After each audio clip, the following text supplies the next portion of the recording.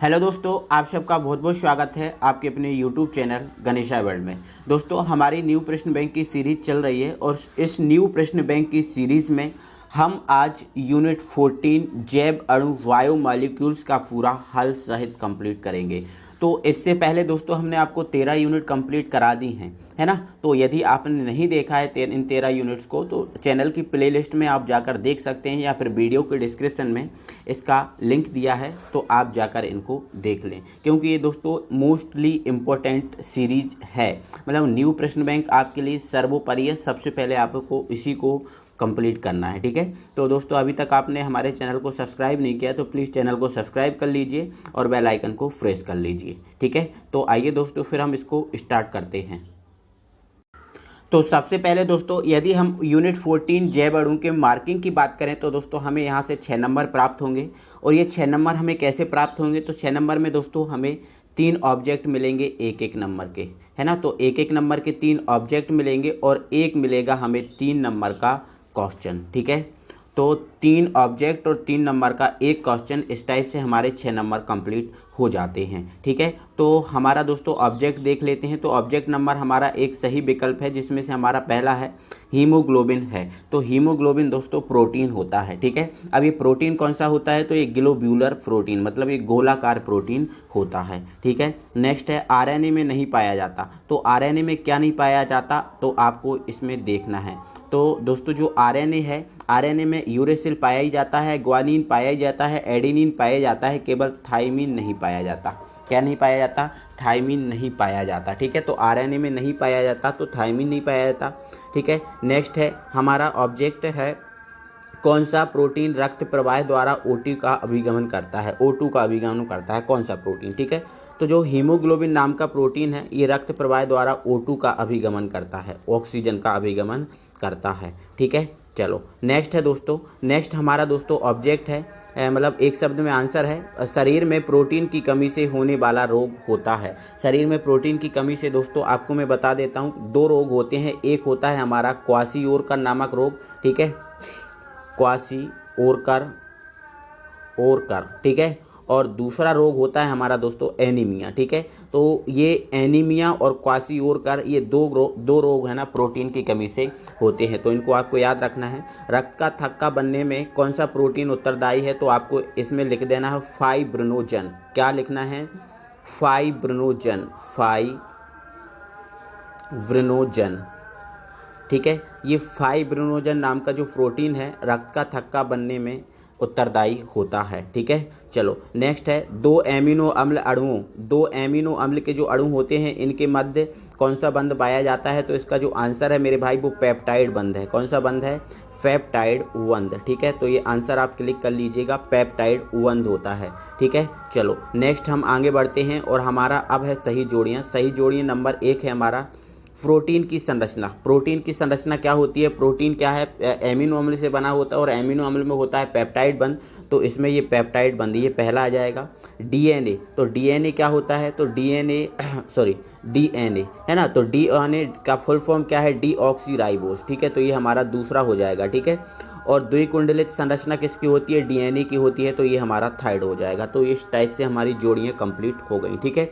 अब हम क्वेश्चंस को पढ़ लेते हैं। एक बार क्वेश्चंस को पढ़ने के बाद इनके हम आंसर पर पहुंचेंगे। तो दोस्तों हमारा पहला क्वेश्चन है, आवश्यक एवं अनावश्यक एमिनो अम्ल क्या होते हैं। प्रत्येक के आपको 2-2 उदाहरण देना है, ठीक है। डीएनए अंगुली छापन क्या है, इसकी विशेषताएं बताइए। न्यूक्लिक अम्लों के रासायनिक गुण लिखिए। प्रोटीन का वर्गीकरण करते हुए इसके जैविक महत्व पर प्रकाश डालिए। इसका जैविक महत्व बताना है आपको।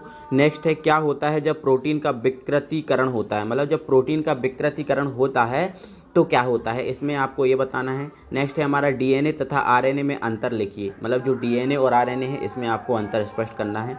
तो ये हमारे 6 क्वेश्चंस हैं। इन 6 क्वेश्चंस को हम बहुत अच्छे तरीके से कंप्लीट कर लेते हैं, ठीक है। तो आइए हम इनको देखते हैं।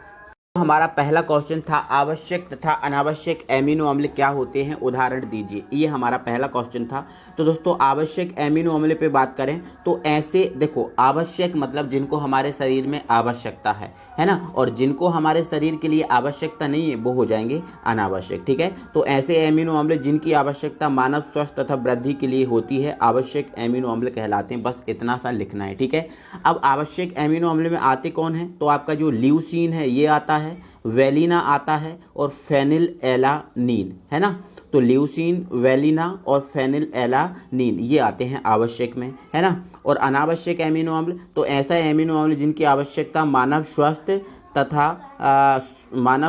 तथा वृद्धि के लिए होती है किंतु इनका संश्लेषण मानव शरीर में होता है। ठीक है, मतलब देखो, अब मानव स्वास्थ्य और शरीर के लिए इनकी आवश्यकता तो होती है, लेकिन इनका जो संश्लेषण है हमारा मानव शरीर खुद करता है, तो हमें नहीं आवश्यकता होती। वही बात है ना, हमारे घर में जो चीज़ है उसको हम क्यों लें, उसको हमें आवश्यकता नहीं है, उसकी हमें क्या है, अनावश्यकता। ठीक है, तो वही बात इसमें है ना, कि जो हमारा शरीर पास है तो उसकी हमें अनावश्यकता है, हमें उसकी आवश्यकता नहीं है, तो वो अनावश्यक में आ जाएगा। ठीक है, और इसके एग्जाम्पल में कौन आ जाएगा, ग्लाइसिन हो जाएगा, एलानीन हो गया, एस्पार्टिक अम्ल, है ना।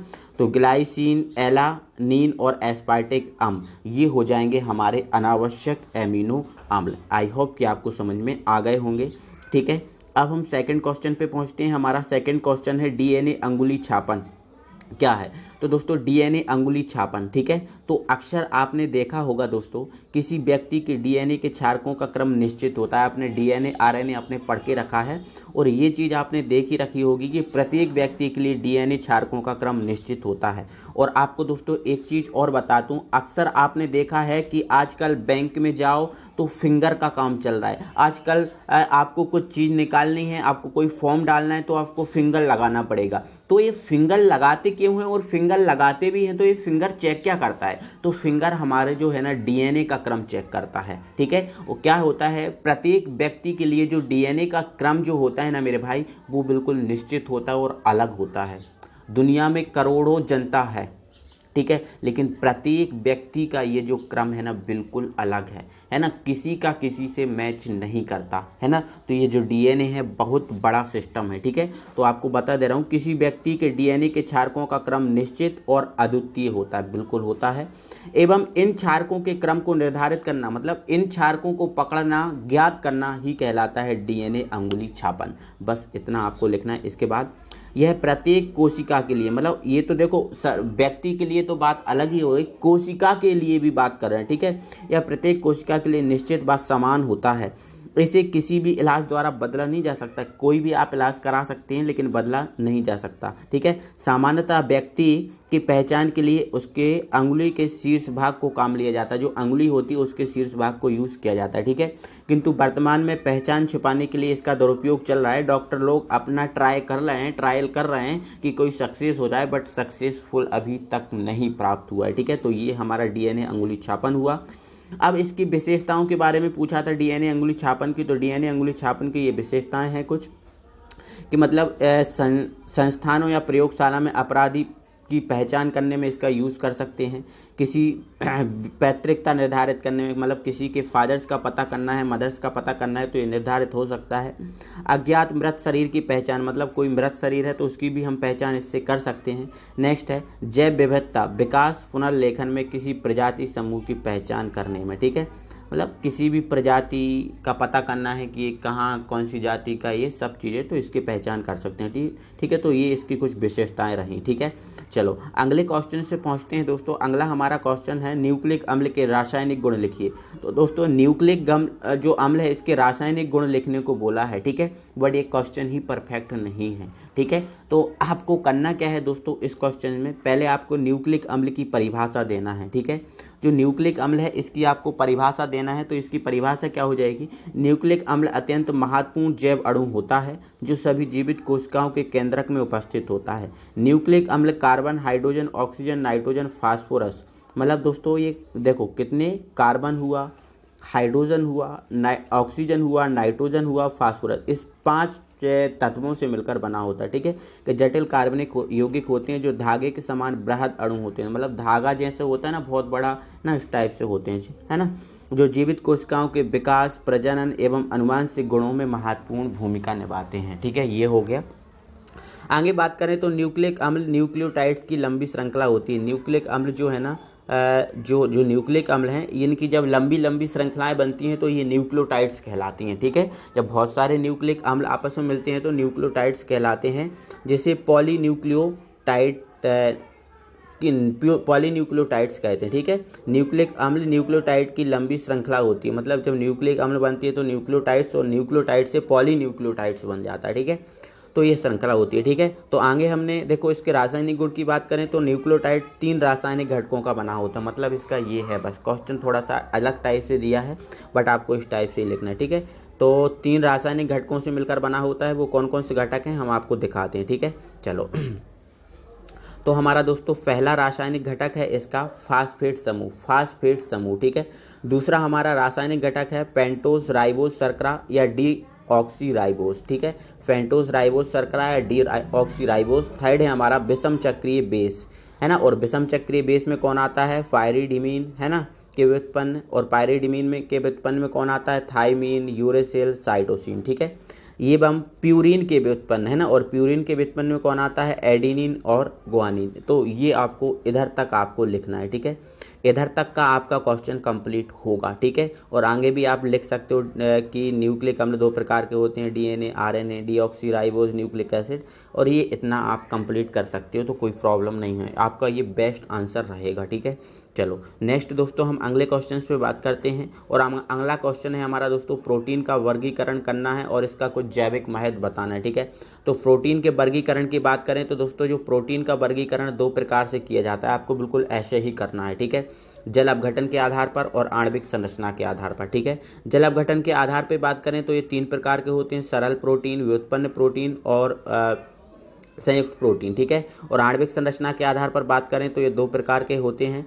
ठीक है, आपका ये रेशेदार प्रोटीन और गोलाकार प्रोटीन। जैसे मैंने ये स्ट्रक्चर तैयार किया है, कुछ आपको इस टाइप से ही स्ट्रक्चर इसका तैयार करना है। ठीक है, ऐसे एरो लगा के ये बना देना है। ठीक है, और इस प्रकार ये बनाना है एरो लगा के, और ये इस टाइप का आपको कंप्लीट कर देना है, कोई प्रॉब्लम नहीं होगी। ठीक है, आगे हम बात करें तो प्रोटीन का वर्गीकरण हो गया। अब इसके कुछ जैविक महत्व पे बात करें तो जैविक महत्व में कुछ आपको इसके कार्य ही बता देने हैं। ठीक है, तो यहाँ पर आप कार्य की जगह क्या डाल देना, जैविक महत्व डाल देना हेडिंग, और इसमें शरीर के नए तंतुओं के निर्माण में एवं टूट फूट के निर्माण में ये इसका यूज़ है, एंजाइमों के निर्माण में ये इसका यूज़ है, कार्बोहाइड्रेट की अनुपस्थिति में शरीर को ऊर्जा प्रदान करने में ये भी इसका यूज़ है, मतलब ये जैविक महत्व भी है, मांसपेशियों के संचालन में ये भी इसका जैविक महत्व भी है। तो ये कुछ जैविक महत्व हो जाएगा, तो ये हमारा प्रोटीन वाला क्वेश्चन कंप्लीट हो जाता है।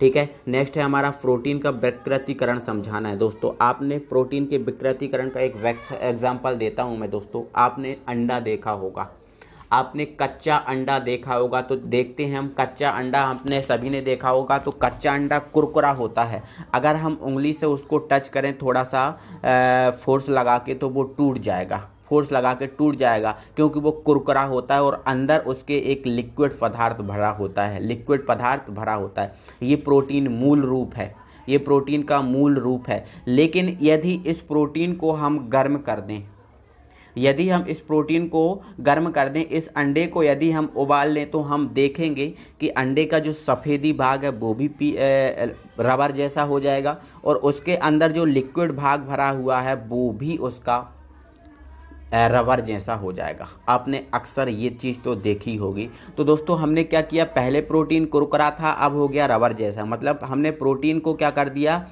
उसका जो मूल रूप था उसको नष्ट कर दिया, और नष्ट कर दिया मतलब उसको विकृत कर दिया। तो जी हाँ दोस्तों, प्रोटीन के मूल रूप को नष्ट करना ही प्रोटीन का विकृतीकरण कहलाता है। बस यही इसका आंसर होगा। ठीक है, प्रोटीन के मूल रूप को नष्ट करना विकृतीकरण कहलाता है। प्रोटीन को जब गर्म किया जाता है या अम्ल क्षार, देखो अंडे को तो हम गर्म कर लेंगे, बाकी और भी जो प्रोटीन होते हैं उनको अम्ल या क्षार से क्रिया करा के उनको अलग मतलब विकृत किया जाता है। ठीक है, अम्ल या क्षार KI आदि से अभिकृत किया जाता है, तब यह स्कंदित हो जाता है, ये स्कंदित है ना, ये स्कंदित हो जाता है और यह स्कंदन अनुत्क्रमणीय रूप से होता है। मेरे भाई जब अंडा रबड़ जैसा हो जाता है, क्या रबड़ से फिर से वो कुरकुरा होता है? नहीं होता है, तो ये अनुत्क्रमणीय रूप से होता है। ठीक है, इसे ही प्रोटीन का विकृतीकरण कहते हैं और इसका बेस्ट एग्जाम्पल, अंडे को उबालते हैं तब अंडे की सफ़ेदी तथा प्रोटीन भाग विकृत होकर रबड़ जैसा हो जाता है। तो ये इसका बेस्ट आंसर फिर रहने वाला है। ठीक है, चलो दोस्तों, हमारा अगला क्वेश्चन और हमारा ये लास्ट क्वेश्चन है। डीएनए और आरएनए में अंतर की बात की थी तो बता देंगे। ठीक है,